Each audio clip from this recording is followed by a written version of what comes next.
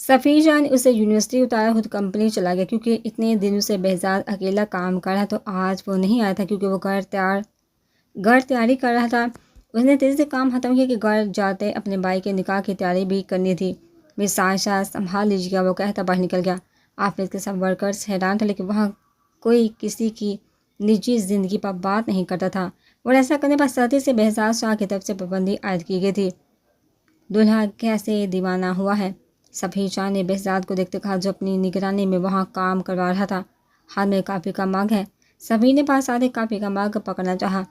یہ میری ہے، بہزاد نے ہاتھ پیچھے کر لیا۔ ابھی تو بیوی آئی نہیں آپ کی، وہ لڑاکا سی اور آپ کے تیور ابھی سے بدل گئے کہ معصوم بھائی کو اب اپنی کافی کا مگ بھی نہیں دے تھے۔ سفیر دہائی دیتا بولا۔ بہزاد شاہ نے گلوکوز کے ڈرامے بازی دیکھی۔ میرا کرتا شلوار لے آئے ہو؟ بہزاد نے استفسار کیا۔ کیا ہاں، بہزاد کے لیے خادم نے سب کر دیا۔ وہ بولے تو بہزاد شاہ مسکرا دیا، پھر اپنا کافی کا مگ اس سے پکڑاتے اس کے بال پیار سے بگڑ، اپنے بھی لے آؤ کپڑے۔ جی آخر اصل شہزادہ تو میں ہی ہوں، وہ شرارتاً بولا، اور مہا کے اس کے لیے بھی لے آیا تھا۔ وہ بولا اچھا چلو جاؤ فریش ہو جاؤ، پھر کچھ دیر میں کھانا کھاتے ہیں۔ نہیں آپ جائیے آرام کریں، میں کرواتا، ہرگز نہیں، میرا نکاح ہے، میں سب خود کرواؤں گا۔ بہزاد نے کہا تو سفیر شاہ مسکراتے اندر بڑھ گیا کہ بہزاد نے اسے تھکاوٹ کی وجہ سے بھیجا تھا، ایسا تو نہیں، وہ جان دیتا تھا اپنے بھائی پر۔ وہ اندر داخل ہوا تو مہا اس کا لایا اپنے لیے ڈریس دیکھ رہی تھی، جو انارکلی لباس شفون کا پاؤں تک سرخ رنگ کا فراق تھا۔ وہ بے حد خوبصورت تھا، اسے وہ استری کے لیے دینا تھا۔ بہزاد شاہ کو دیکھتے اس نے دوسری چیزیں بھی بیگ سے نکالنی چاہی، لیکن اپنی نجی ضروریات کی چیزوں کو دیکھتے فوراً بیگ بند کیا۔ کیا ہوا، کچھ نہیں؟ نہیں کافی پئیں گی؟ وہ گھبراہٹ میں بولی۔ ہاں لے آؤ، وہ کہتا واش روم میں چلا گیا۔ مہا نے کافی اسے تھمائی، پھر اس بڑے بیگ کو دیکھا۔ سفیر دھیما لہجہ، مروٹی انگلیاں، بولو اور انگلیوں کو آزادی بخشو۔ سنجیدہ لہجہ، میں یہ سب کیسے لوں گی؟ کیوں، جب چیزیں نہیں تھیں تو میں مسئلہ تھا، اب دلوا دی ہیں تو مسئلہ ہے کہ کیسے لوں گی؟ سفینہ نے لیپ ٹاپ سے سر اٹھاتے کہا، آپ سمجھ نہیں رہے؟ وہ سنجیدہ تھی، سمجھاؤ۔ وہ بھی سنجیدگی سے بولا، یہ سب وقتی ہے، میں جانتی ہوں، جیسے وہ سب وقتی تھا جو جہاں سے جانے سے پہلے ہوا تھا۔ وہ اسے اس رات کا حوالہ دے گئی تھی جب وہ اس کے قریب ہوا تھا۔ کچھ سفیر شاہ اپنی جگہ سے اٹھ کھڑا، وہ اس کے پاس آیا۔ ماہا نے قدم پیچھے کی طرف بڑھائے کہ دیوار سے جا لگی۔ بولو، میں سن رہا ہوں، یہ سب قیمتی ہے، مجھے یہ سب نہیں چاہیے، مجھے صرف چاند ایک ضرورت کی چیزیں۔ سفیر شاہ اس پر جھکا تھا کہ وہ چہرہ موڑ گئے۔ تم نرمی کیے جانے کے قابل نہیں ہو مہا۔ سفیر شاہ نے اس کا چہرہ اپنی طرف موڑا اور کہتا اس کے لبوں پر جھک گیا۔ اس کی پکڑ میں ازحد شدت تھی کہ مہا لرز گئی اس سے پہلے کہ وہ گرتی۔ سفیر شاہ نے اسے دیوار کے ساتھ لگاتے ایک ہاتھ اس کی کمر میں ڈالا اور دوسرا اس کے بالوں میں پھنسایا۔ وہ اس کی سانسوں کو پیتا، اسے پاگل کرنے کے در پہ تھا۔ مہا نے اس کی شرٹ کو پکڑ اسے جھٹکا دیا تو وہ پیچھے ہوا۔ دونوں کا تنفس بری طریقے سے بگڑا تھا۔ مہا نے نم نگاہوں سے دیکھا۔ خبردار روئی تو عادت ڈال ان سب کے۔ سفیر شاہ نے کہتے اسے دیکھا۔ میری بات سنو مہا، یہ سب میری ذمہ داری ہے، تم میری ذمہ داری ہو اور یہ چیزیں تمہارا حق ہے۔ میں شوہر ہوں تمہارا اور میں بہت اچھے سے یہ واضح کر چکا ہے، تم مجھ سے کبھی آزاد نہیں ہوگی۔ اپنے دماغ سے ہر طرح کے خناس کو نکال دو، وہ کہتا دور ہوا۔ مہا نے باہر نکلنا چاہا۔ دوپٹہ اتارنے کی اجازت صرف میرے سامنے ہے، باہر مجھے دوپٹے کے بغیر نظر نہ آنا کبھی۔ سفیر شاہ کی گمبھیر آواز گونجی تو مہا کے قدم واپس مڑے اور واش روم میں بند ہو گئی۔ سفیر شاہ اپنی جگہ پر بیٹھ کر پھر سے کام کرنے لگا، جبکہ مہا نکلتے ہی بیڈ پر لیٹی سو گئی تھی۔ کھانا وہ پہلے کھا چکی تھی، ملازمہ کو کپڑے دے چکی تھی اپنے۔ اگلی صبح خوبصورت تھی، ان کا پورا گھر خوبصورتی سے سجایا گیا تھا، ہر طرف چہل پہل تھی کہ ملازم میسا بہزاد شاہ کے نکاح کے لیے تیار گھوم رہے تھے کہ بہزاد شاہ کی طرف کے مہمان وہی تھے، لیکن انہیں سختی سے منع کیا گیا تھا کہ وہ یہ بات اس گھر کی چار دیواری سے باہر نہیں جانی چاہیے۔ مہا کو سفیر نے اٹھایا اور خود کام دیکھنے کی نیت سے باہر نکل گئی۔ اس نے تیزی سے ناشتہ کیا اور تیار ہونے لگی، جبکہ سفیر بہزاد کے کمرے میں گیا تھا۔ بھائی، بہزاد شاہ نے سر اٹھایا، آنکھیں سرخ تھی اس کی۔ بھائی، وہ تڑپ کر بہزاد کے پاس گھٹنوں کے بل بیٹھا۔ آج امی بابا اور فوری ہوتے تو وہ بول کر خاموش ہو گیا، تو سفیر نے اپنا سر اس کے کندھے پر رکھا۔ ہم بھولے نہیں ہیں بھائی، بدلہ ضرور لیں گے امی سے کہ یہ عہد نہیں توڑیں گے ہم۔ سفیر شاہ بولا تو بہزاد نے اس کا ماتھا چوما کہ ایک دونوں کے علاوہ ان کے پاس کوئی نہیں تھا۔ اچھا چلیے تیار ہو جائے، پھر نہ کہیے گا کہ آپ کے نکاح کے دن بھی میں ہی حسین لگ گیا۔ کئی لمحوں بعد سفیر شاہ ماحول کو خوشگوار کرنے کی نیت سے گویا ہوا۔ بہزاد مسکرا دیا، تیاری مکمل تھی، انہیں نکلنا تھا۔ بس سفیر اپنے کمرے میں چلا گیا تھا جبکہ بہزاد تیار سا کھڑکی کے پاس کھڑا تھا۔ آنکھیں چمک رہی تھی، حصول کی چمک سے دل شاد تھا، دھڑکنیں معمول سے بڑھ کر تھی کہ آج وہ اس صنف نازک کو خود پر حلال کر لیتا جس کے بغیر اب جینا ممکن نہ تھا۔ وہ گہری سانس بھرتا باہر نکلنے لگا کہ جیب میں موجود فون تھر تھڑا۔ انہیں کال یس کدے کان سے فون لگایا، لیکن مخالف سمت کی بات سنتے ہی وہ اندھا دھند بھاگا تھا باہر کی طرف، کسی کو بھی بتائے بغیر۔ ہاں، اس کی بہن کی خبر تھی، اسے اسٹیشن پر دیکھا گیا تھا۔ بہزاد کے لوگ نہیں جانتے کہ وہ اس کی بہن تھی بھی یا نہیں، یہ صرف مشاہبت رکھتی تھی، لیکن انہوں نے بتانا اپنا حق سمجھا تھا۔ حائفہ کا دل تیزی سے دھڑک رہا تھا، اس کے گھر میں شور تھا، ہر کوئی اپنی تیاری میں مگن تھا۔ سب بچے بھی آگے تھے جبکہ ان لڑکیوں کے ہاتھ مہارت سے اس کے چہرے پر جا رہے تھے جنہیں بہزاد شاہ نے بھیجا تھا، پلیز ہلکا ہلکا کرے۔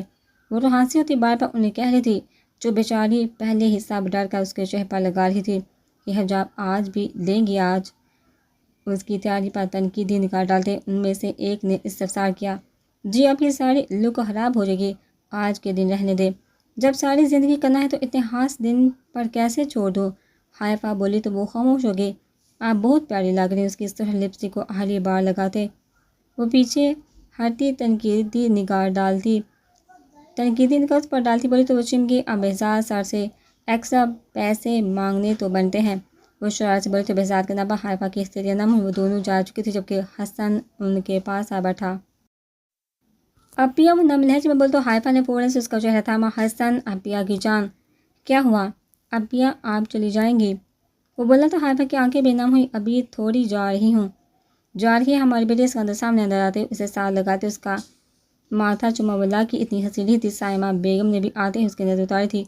بابا، آپ آج بہزاد کو بتا دینا کہ وہ یہاں آئے گی، میں یہاں سے کہیں نہیں جاؤں گی، وہ نم لہجے میں بولی تو اس کا اندر سب کا کہکا گونجا۔ بابا جان، وہ ناراض ہوئی۔ اچھا، یہ فرمائش آپ خود ہی رکھ لینا، اس کے سامنے وہ بولے تو حائفہ ان کے سینے پر سر آ گئی۔ بیگم، واپسی پر بھی حائفہ کی نظر اتار دیجیے گا، ٹھیک ہے؟ اب چلیے، دیر ہو رہی۔ وہ سب مسجد کے لیے نکل گئے تھے۔ سفیر شاہ نے ماہو کو دیکھا جو اسی سرخ فراق میں بنا میک اپ کے پریشان سی کھڑی تھی۔ کیا وہ تیار ہوتا اس کے ساتھ جا کر پرفیوم ہوتا چھڑکتا، اس پر بھی چھڑک گیا۔ مجھے میک اپ نہیں کرنا آتا، وہ روحان سے ہوتی۔ سفیر شاہ نے سنجیدگی سے اسے دیکھا۔ بس لپسٹک لگا لو، سفیر نے اپنی طرف سے حل بتایا۔ وہ بھی نہیں ہے، وہ بولتے۔ سفیر شاہ کو خود پر غصہ بھی آیا اور طرز بھی، کیونکہ میک اپ کے بارے میں اسے کچھ بھی نہیں پتا تھا۔ چلو کہاں، وہ پوچھتی تھی، لیکن سفیر اس کا ہاتھ پکڑ اسے باہر لے گیا۔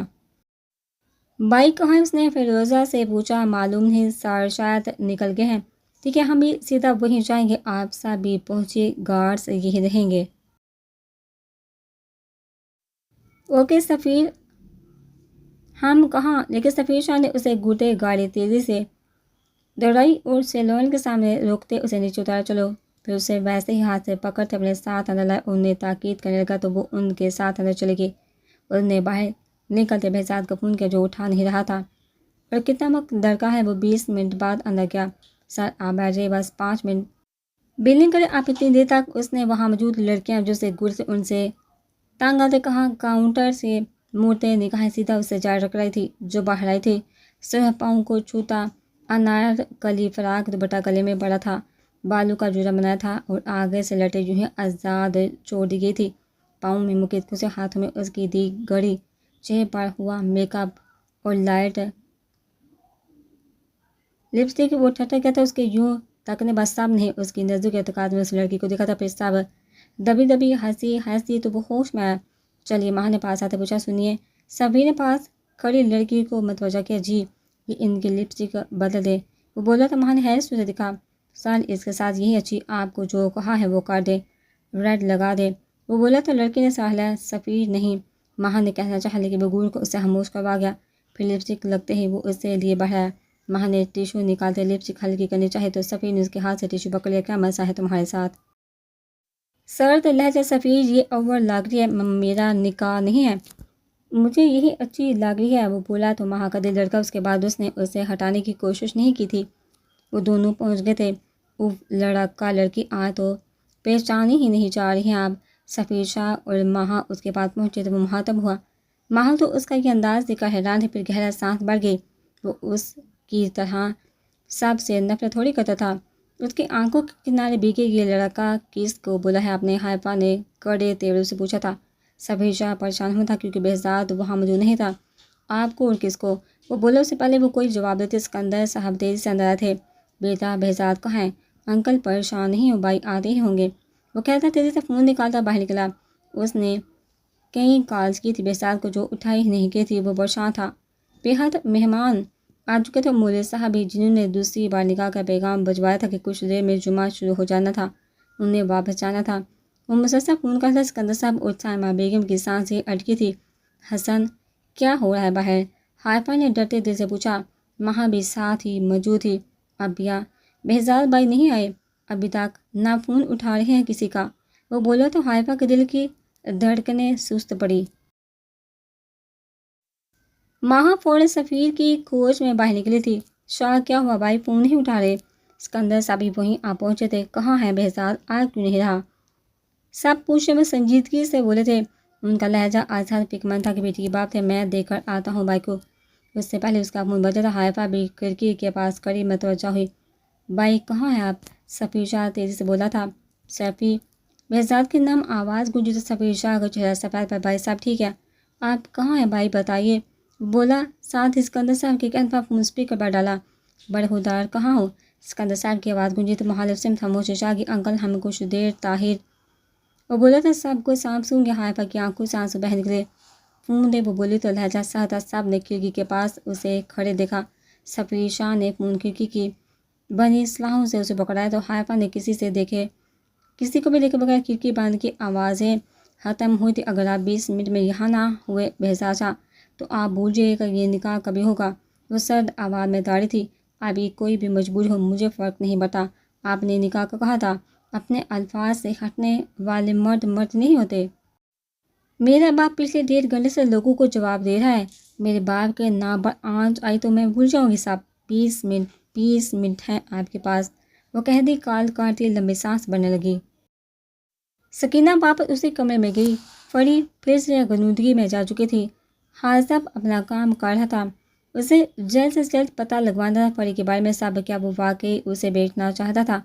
اس کے دل میں سوال جگا تھا۔ وہ چاہ کر بھی اسے سوال کا جواب نہ دے پایا اور سگریٹ سلگاتے باہر نکل گیا۔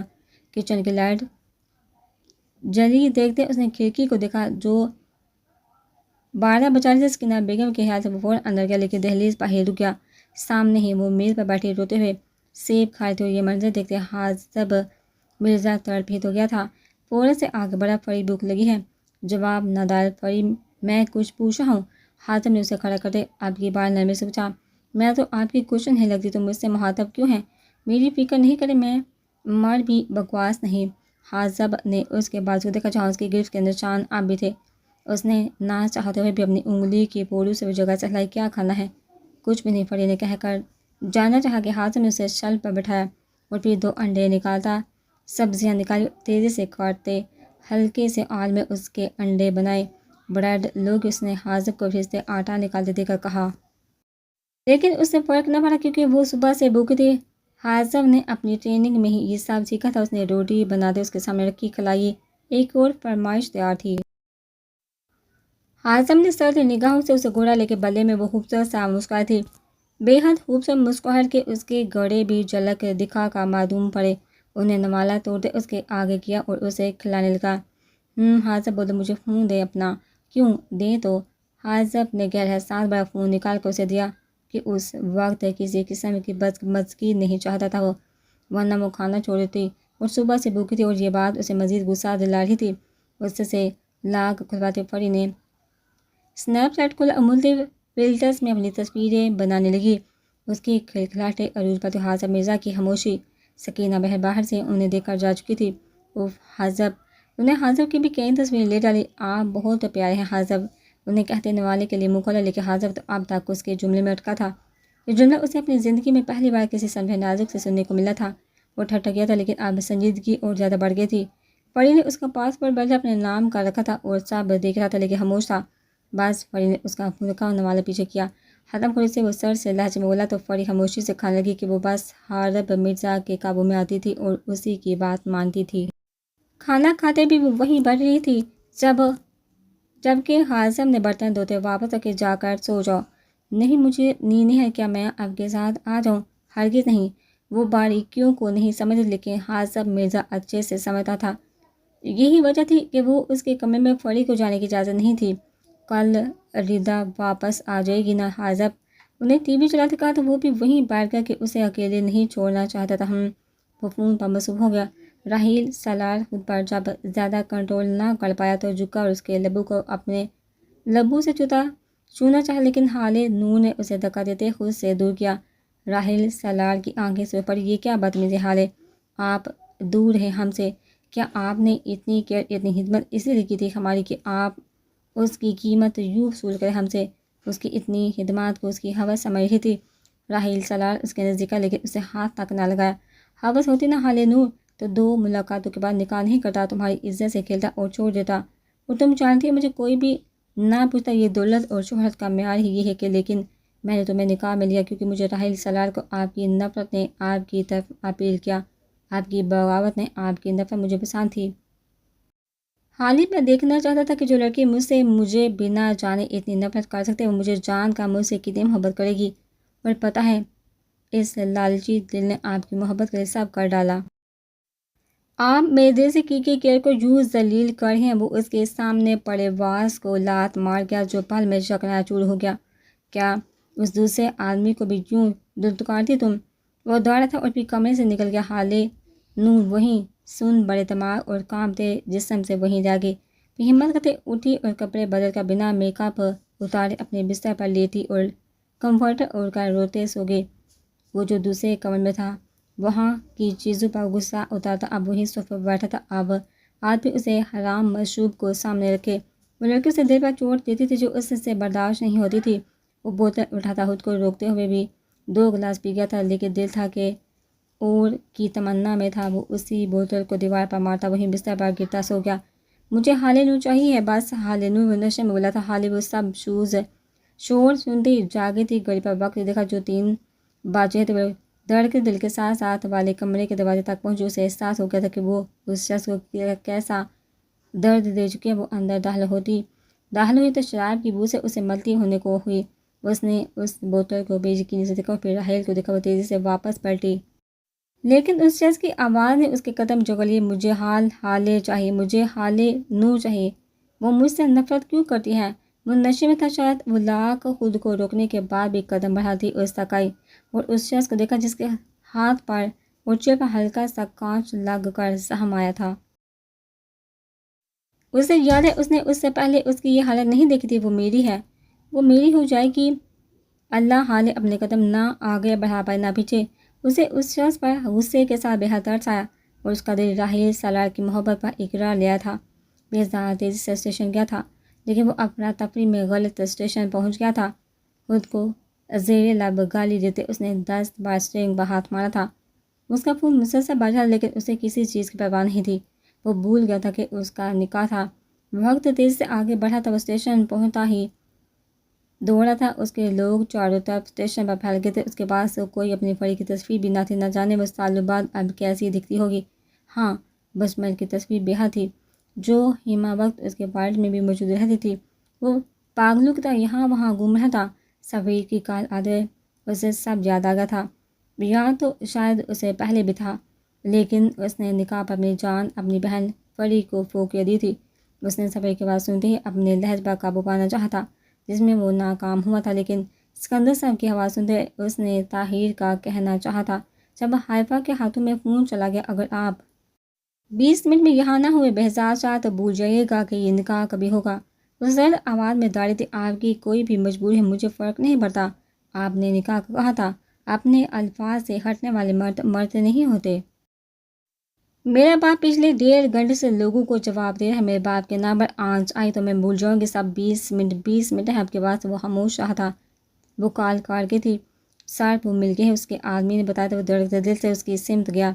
فوری اس لڑکی کی پوسٹ کو دیکھتے وہ محتم کر بیٹھا، لیکن بالوں سے ہی اسے اندازہ ہو گیا تو وہ اس کی پڑی نہیں. پھر بھی اسے امید ہی اس کا نہ پکارا. میرا راستہ چھوڑی، مجھے جانے دے، میری ٹرین نکل جائے گی. وہ لڑکی روتے بڑی اور مورتے بہزاد کو دیکھا. بہزاد کے دل پر بوجھ آ پڑا. وہ اس کی فری نہیں تھی. ہرگز نہیں، میں کوئی فری نہیں ہوں. پاگل ہو گئے ہیں آپ لوگ. رخسار ہے میرا نام، میری ٹرین، راستہ چھوڑو. بہزاد نے کہا تو سب نے راستہ چھوڑ دیا. وہ بعد میں ان کی خبر لینے کا سوچا واپس گاڑی کی طرف بھاگا تھا. پھر تیزی سے مسجد کی طرف روانہ ہوا. اسے 20 منٹ میں پہنچنا تھا. وہ 150 سے زیادہ کی سپیڈ سے گاڑی بھگاتا لایا تھا اور مسجد کے باہر گاڑی روکتے فوراً اندر پہنچا تھا. سب نے اسے دیکھتے سکون کا سانس لیا تھا. سکندر صاحب کی دھڑکنیں معمول بڑھائی تھی، جبکہ مہمان صاحب پھر سے مسکرانے لگے تھے. مولوی صاحب حائفہ کے پاس جا چکے تھے نکاح پڑھوانے، جبکہ سفیر کی نگاہیں اس پر ہی ٹکی تھی. وہ تیزی سے بہزاد کے پاس اور گلے لگ گیا. بھائی آپ ٹھیک ہے؟ وہ اس کی پیٹھ تھپتھپاتے بولا کہ اس نے اپنے آپ کو قابو کر لیا تھا. پھر مولوی صاحب کے آتے ہی اس نے وہ خوبصورت الفاظ بولے تھے، قبول ہے، قبول ہے، قبول ہے. اور اس نے حائفہ سکندر کو خود بحلال کر لیا تھا. اضطراب جیسے پل میں جاتا رہا تھا. وہاں سے اب سب گاڑیاں اس کے گھر کی طرف روانہ تھیں. حائفہ کو باغیچے میں بٹھایا گیا تھا اور مہمانوں کو کھانا کھلایا گیا تھا. انکل میں بہت شرمندہ ہوں. بہزاد شاہ نے ان کے ہاتھوں میں بیٹی کا باپ ہوں، بیٹا ڈر گیا تھا. میں معذرت چاہوں گا انکل، میری غلطی ہے، بس کچھ بے حد ضروری تھا. وہ ان کے گلے لگتا بولا تو وہ مطمئن ہوتے مسکرائے. آپ کی اجازت ہو تو میں حائفہ سے ملنا جو برہودار اور اب تمہاری منقوع ہے. وہ نم کچھ بولے تو بہزاد نے انہیں پھر سے گلے لگایا. وہ خوش رہے گی انکل، یہ وعدہ ہے میرا. بہزاد شاہ کو آپ اپنے وعدے کے خلاف ورزی کرتے کبھی نہیں پائیں گے. وہ میری ذمہ داری ہے جسے میں نے دل و جان سے قبول کیا، اور اس ذمہ داری میں کوئی کوتاہی کبھی نہیں ہوگی. وہ بولتا ان کے دل کو ٹھنڈک پہنچا گیا. تو وہ اس کے ہاتھ تھام کے بیوی سے مل لو آپ اپنی. وہ ان کے ہاتھ چومتا اندر چلا گیا. وہ وہیں باغیچے میں موجود تھی. وہاں اس کی اپنے فون میں تصاویر بنا رہی تھی. کچھ ہی دیر میں دونوں کی اچھی بن گئی تھی. وہاں وہ کسی بابا ہنسی تو بہزاد شاہ بھی ہنس دیا. پھر گلاس بال سے اندر داخل ہوا. وہاں بیٹا، وہ بولا تو حائفہ کی ہتھیلیاں بھیگی. جی بھائی بیٹا، بچوں کے لیے میں نے لفافے بنوائے تھے، باہر صاحب کو دے دے. وہ بولا تو وہاں جی اچھا کہتی باہر نکل گئی. بہزاد نے گلاس وال بند کی اور اس کے سامنے آتا اس کا ہاتھ تھاما اور باغیچے کی دوسری طرف لے گیا، جہاں سے کسی کی بھی نگاہ ان پر نہ پڑتی. حائفہ اپنے ہاتھ کو اس کے ہاتھ کی گرفت میں دیکھ رہی تھی. ناراض ہے؟ وہ بولا تو حائفہ نے نم نگاہیں اٹھائی جو بہزاد شاہ کو تڑپا گئی تھی. حافی وہ سنجیدگی سے بولا آپ غیر ذمہ دار ہیں. بابا کتنے پریشان، وہ بولتے رونے لگی. تو بہزاد نے اپنے حق کا استعمال کرتے اسے اپنے حصار میں لیا اور اس کے بالوں پر لب رکھے. آئی ایم سوری، میں بس کیا آپ پریشان تھے؟ وہ نگاہیں اٹھائی بولی کہ اس کا لہجہ وہ اس وقت بھی محسوس کر گئی تھی. بس یوں ہی سمجھ، لیکن آپ کے دیے وقت سے پہلے میں وہاں موجود تھا. یہاں زندگی میں کبھی مجھے تانا مت دیجیے گا. وہ بولا تو حائفہ نے اسے گھورا. پھر اپنی پوزیشن کا خیالات دور ہونا چاہا کہ بہزاد نے اسے دور کرتے خود بھی پیچھے ہو گیا اور اسے دیکھ لگا. وہ اس جوڑے میں بے حد حسین لگ رہی تھی. اپنی محبت کو پا لینا اس دنیا کی سب سے بڑی خوشی ہوتی ہے. اس کا دل صاف تھا، اس کی محبت پاکیزہ تھی، اسی لیے وہ آج اس کے سامنے اس کے نکاح میں اس کی بیوی بن کر موجود تھی. ماشاءاللہ اس کے منہ سے نکلا تھا. پھر اس نے اپنی جیب سے کئی نوٹ نکالتے اس پر وار کا واپس رکھ لی کہ انہیں ہوا میں اڑانا اسے ناگوار گزرتا تھا. وہ صدقہ اتار چکا تھا اپنی محبت کا. میں نے آپ کو حلال کر لیا خطبہ حائفہ بہزاد شاہ. وہ فرتے جذبات سے کہتا اس کے سر کے ساتھ اپنا سر جوڑ گیا. تو حائفہ نے نم نگاہوں سے اسے دیکھا. وہ اس وقت اپنے آپ کو خوش نصیب محسوس کرتی جس کی قسمت وہ شخص آیا تھا جو بن مانگے ہی اسے عطا کر دیا گیا تھا. بہزاد نے اس کے چہرے پر نگاہ ڈالی جہاں وہ سرخ ہونٹ اس کی توجہ اپنی جانب مبذول کروا چکے تھے. میری مہندی دیکھیے. اس کی توجہ اپنے چہرے سے ہٹانے کی نیت سے بولی تو محسوس ہوتا مسکرایا. پھر اس کے ہاتھ تھاما اس کی مہندی دیکھتا اس کے ہاتھوں پر لبرا گیا. خوبصورت لفظ میں بالکل نہیں بولوں گا. میں الفاظ سے زیادہ احساسات پر یقین رکھتا ہوں. میری آنکھوں میں دیکھیے اور جان جائیے میرے احساسات کے یہ واحد راستہ ہے. میرے دل کے حال کو جانے کا. حائفہ نے اس کی نگاہوں میں جھانکا جس میں سوائے اس کے عکس سے کچھ نہ تھا. وہ آنکھیں پاک تھی، خوش تھی، فرتے جذبات سے بڑی تھی. وہ نگاہیں جھکا کے پھر آگے بڑھی. اس کے سینے سے لگی کہ اس شخص کے جذبات کے آگے تو وہ بھی کوئی الفاظ ادا کرنے سے قاصر تھی. پاؤں کی مہندی بھی دکھائی. بہزاد نے اچانک کہا تو وہ یہاں وہاں دیکھنے لگی. بہزاد نے اس کا شرار اٹھا اس کے پاؤں دیکھتے اسے گویا میں تھا گئی تھی۔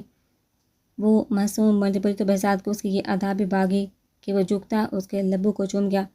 مانگی آج کیا مانگتے؟ بہزاد پیچھے ہٹا بولا تو وہ چونکہ کہ آج آپ بہزاد شاہ اس کی دنیا اور جان بھی مانگ لے گی تو وہ بھی آپ کے سامنے رکھ دے گا۔ ہاں ہاں ہاں۔ اس کی ہنسی کی جل ترنگ پورے باغیچے میں بکھری تھی۔ بولی حافظ آپ کی زندگی میں حائفہ بہزاد شاہ رہے گی، بس وعدہ تھا، میرے علاوہ کوئی نہیں، وعدہ تھا۔ آپ کی محبت عشق میں بدلے گی، وعدہ تھا۔ آپ کی پہلی ترجیح حائفہ بہزاد شاہ ہوگی، وعدہ تھا۔ بس پھر حائفہ بہزاد شاہ آپ کی ہوئی۔ وہ بولی تو وہ اس کے پاس آتا اسے خود میں بیچ گیا۔ کبھی آپ اتنے خوش ہوتے ہیں کہ آپ کے پاس کچھ کہنے کو نہیں ہوتا۔ دنیا میں اچھے اور نامور مصنفوں نے بھی خوشی میں بولے جانے والے الفاظ کہیں درج نہیں کیے، اور نہ محبت کے پیماز کا کوئی اعلیٰ ایجاد ہوا۔ صرف تھے تو پاک جذبات جو وہ دونوں اس وقت محسوس کر رہے تھے۔ ہاں، اور یاد آیا، وہ اس سے دور ہوئی تو اس کا سر ٹوٹا، یہ باغیچہ میرا ہوا، سوچنا پڑے گا۔ بہزاد نے مصنوعی سنجیدگی سے کہا تو حائفہ نے اسے گھورا، بدلے میں مجھے کیا ملے گا، کیا چاہیے؟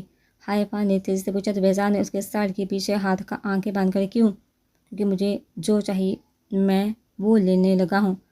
وہ بولتا اس پر جو کرو۔ حائفہ نے رکھ آنکھیں بند کر، لیکن اگلے لمحے وہ اس کے لبوں کو اپنے لبوں میں قید کر چکا تھا۔ حائفہ کا سارا جسم اکڑ گیا، دل کی دھڑکنیں معمول سے زیادہ شور مچانے لگی جو مخالف سن سکتا تھا۔ ہتھیلیاں پسینے سے بھر گئی اور پیٹ تتر سے۔ بہزاد دور ہوا اور اس کی طرف دیکھا جو ابھی بھی آنکھیں بند کیے کھڑی تھی۔ بہزاد نے اس کی کمر تھامے، خود بھی آنکھیں بند کیے اور وہی عمل دہرایا، لیکن اب کی بار جذبات میں طوفان برپا تھا اور پکڑ میں شدت۔ حائفہ نے اسے دور ہونا چاہا تھا، لیکن وہ ابھی شاید اسے چھوڑنا نہیں چاہتا تھا۔ وہ اپنی مرضی سے دور ہوا تو حائفہ کو دیکھا جو نم نگاہوں سے تیزی سے سانس لے رہی تھی۔ میرے احساسات کچھ تو اب معلوم پڑے ہوں گے آپ کو، وہ بولا تو حائفہ اس سے نگاہیں بھی نہ ملا پائی۔ وہ لڑکھڑا کر گرنے لگی تو بہزاد نے اسے تھاما۔ ناشتہ کیا تھا آپ نے؟ اس نے تیزی سے نفی محلا تو بہزاد نے اسے گھورا، میں باہر جا رہا ہوں، ماں کو بیٹا ہوں، کھانا کھائیے، نہیں تو مجھے واپس آنا پڑے گا، وہ سنجیدگی سے بولا تو حائفہ نے اچھے بچوں کی طرح سر ہلایا۔ وہ مڑ گیا تو باغیچہ میرا ہوا۔ بہزاد شاہ کے چہرے پر مسکراہٹ پھیل گئی، بے حد بڑی مسکراہٹ جو اس کے دل کی خوشی کا عکاسی کرتی تھی۔ یہ بندوبست آپ کا ہوا؟ باغیچہ کیا چیز ہے؟ وہ دلبری سے بولا۔ اس جگہ کے کاغذ بنوائی اور میرے نام کر لے۔ وہ سنجیدگی سے بولی، آپ ہی میری جان، یہ آپ کا ہے؟ وہ بولا، بالکل نہیں، کچھ ایسا کر کے یہ جگہ میرے نام کی ہو جائے۔ وہ غصے سے بولے تو وہ پھر سے مسکرایا، کل آپ وہ دیوار دیکھ رہی ہیں، اس پر اپنا نام لکھا دیکھیں گے۔ وہ بولا تو حائفہ مطمئن ہو، لیکن اسے پھر اپنے پاس آتا دیکھ گھبرائی۔ جائیے باہر۔ بہزاد واپس آئے اور جیب سے نوز رنگ نکالی۔ یہ کیا ہے؟ اگلی بار ملاقات پر آپ یہ مجھے پہن کر معتبر کریں گے۔ اس کے ہاتھ میں تھما گیا، نہیں، بہت درد میری حائفہ بہزاد شاہ، وہ بولا تو وہ خاموش ہو گئی۔ پھر بہزاد نے اس کے گلے میں پینڈنٹ پہنایا جو سفید موتی تھا، وہ بے حد خوبصورت تھا۔ آپ کی شایع نشان مجھے بس یہی لگا، وہ بولا تو حائفہ نے اسے چین پر ہاتھ پھیرا۔ وہ موتی بے حد نایاب تھا اور عام طور پر نہیں ملا کرتا تھا۔ وہ جانتی تھی، شکریہ، آپ شکریہ میں آپ کے ناک میں اس نوز پن کو دیکھتے وصول کروں گا۔ وہ کہتا اپنے انگوٹھے سے اس کی پھیلی لپس کو صاف کرتا باہر نکل گیا، جبکہ حائفہ گلابی چہرے کے ساتھ وہیں جھولے پر بیٹھ گئی۔ صفی نے سارے کام سنبھالے تھے جبکہ ماہا نے اس کا بھرپور ساتھ دیا تھا۔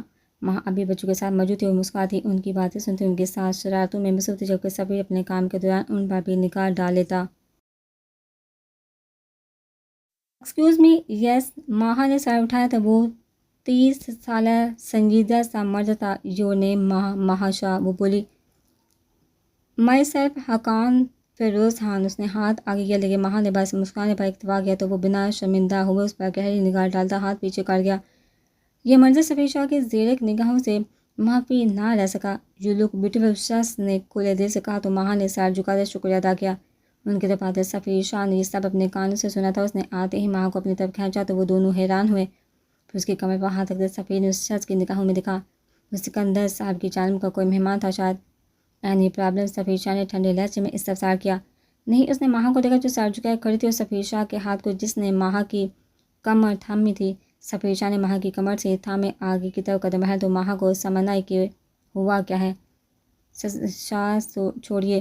اپنی کمر پر اس کے ہاتھ ہٹانے کی معدوم سی کوشش کی گئی جو عبث کی تھی۔ خاموش ہو، وہی ٹھنڈا سا لہجہ، اسے اپنے کمرے میں لاتے صفی نے دروازہ بند کے اسے دروازے کے ساتھ لگایا۔ کیا کہہ رہا تھا وہ؟ کون؟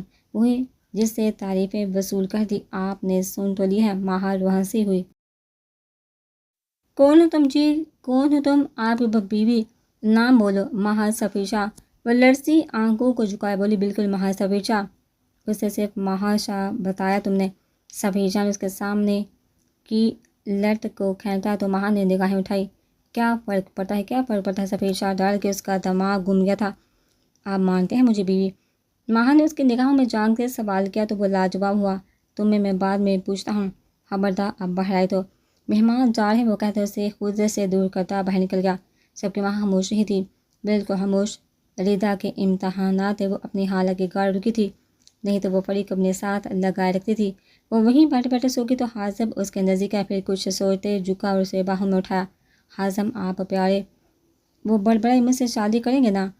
آپ سے شادی نہیں کر سکتا میری جان، وہ بھی آہستہ آواز میں بولا تھا، پھر اسے اس کی جگہ پر لٹا دے اچھے سے کمفرٹ دیا۔ سکینہ بیگم نے اپنی بیٹی کو دیکھا تھا جس کی جان اس لڑکی میں تھی، لیکن وہ ماننے کو ہرگز تیار نہیں تھا۔ امی کو چاہیے نہیں، جاؤ آرام کرو، امی اے سی آہستہ کر دوں؟